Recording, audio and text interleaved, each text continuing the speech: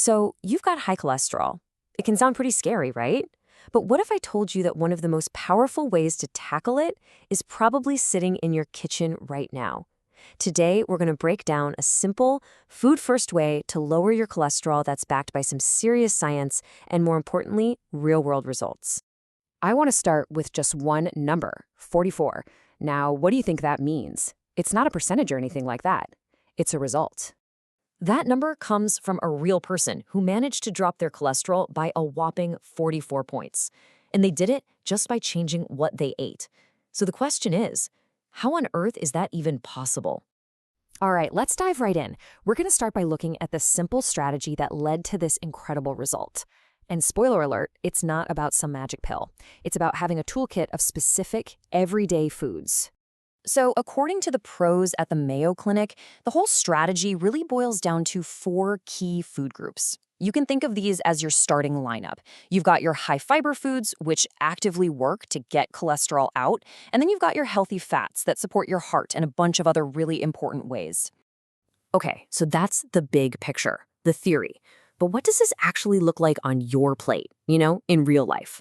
Let's take those categories and see how they translate into simple meals, just like in that success story we started with. First up, tool number 1 in our toolkit, soluble fiber. And trust me, this stuff is an absolute superstar. You find it in things like oatmeal, beans, and apples.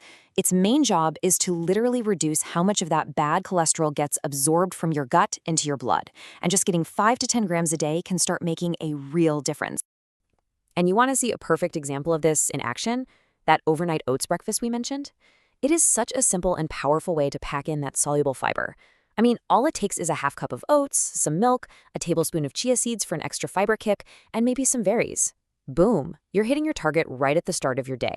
Okay, next up in our food toolkit, let's talk about healthy fats. We're talking about things like the omega-3s you get from fish like salmon, which are great for lowering another kind of fat in your blood called triglycerides. And then, of course, you've got nuts and avocados, which are just loaded with fats that can directly help improve your cholesterol. And you can see how this all comes together so easily. A lunch or dinner built around some salmon, fiber-rich broccoli, and whole grains, that's a perfect combo. And for a snack, how easy is a handful of nuts and an orange? You're checking multiple boxes with one simple and delicious meal. Okay, so we've covered the what. We know what to eat. But now for the really cool part. Why do these specific foods work so well? Let's peek under the hood at the simplified science. Okay, remember that soluble fiber we talked about? Here's the magic behind it. When you eat it, it dissolves and forms this thick gel-like substance in your gut. This gel basically acts like a sponge, trapping cholesterol and stopping it from being absorbed. So instead of going into your bloodstream, it just gets escorted out. It's like having a bouncer for your digestive system. Now, let's get to another heavy hitter in our toolkit, plant sterols and stanols. These are compounds that you find naturally in plants. And the most important thing to know is that on a chemical level, they look a whole lot like cholesterol. And that similarity is their secret weapon. Think of it like this. Because they look so much alike, plant sterols can basically elbow cholesterol out of the way. When they're both in your digestive system, they're competing for the same entry points to get absorbed. The sterols are really good at winning that competition, which means less cholesterol makes it into your bloodstream. It's a brilliant bit of molecular trickery.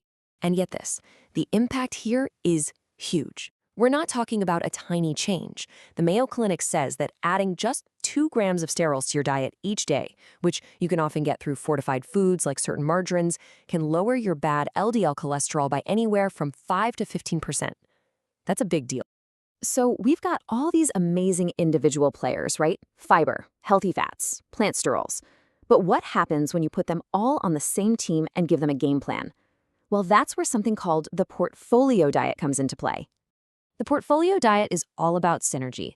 The idea is that eating a portfolio of these foods together, things like nuts, plant sterols, that soluble fiber, and soy protein, has a much more powerful effect than just focusing on one of them. It gives you these really clear daily targets to shoot for, making it a super actionable plan.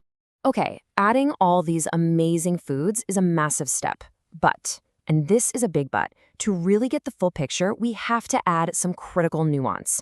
It's not just about what you're adding to your diet, it's also about what you're limiting, and even the quality of the foods you choose. I mean, you could eat all the oatmeal in the world, but it's not going to do you much good if it's alongside a diet that's high in saturated and trans fats. Saturated fats from things like red meat and full-fat dairy directly raise your cholesterol. And trans fats are even worse. They're just bad news all around. And, it gets even more interesting. It's not just what you eat, but the form you eat it in. A fascinating study showed that the physical structure of food actually matters. When you look at oats, for example, the less processed ones, where the plant tissue is more intact, seem to be better at lowering cholesterol than the highly processed kinds, where that structure has been all broken down. So, with all this powerful science, especially that 5 to 15% drop, it's really easy to start thinking, okay, are plant sterols the magic bullet? Is that all I need to focus on? Well, this is where we have to be really clear. The scientific consensus is a bit more careful. Yes, it's absolutely proven that plant sterols lower blood cholesterol. That part's not up for debate. But, and this is a crucial distinction, whether that drop in cholesterol numbers directly translates to a lower risk of having a heart attack down the road, well, the science isn't totally conclusive on that just yet. All right, let's wrap this all up. If you remember nothing else from this explainer, let it be these 3 things. Number 1, start simple.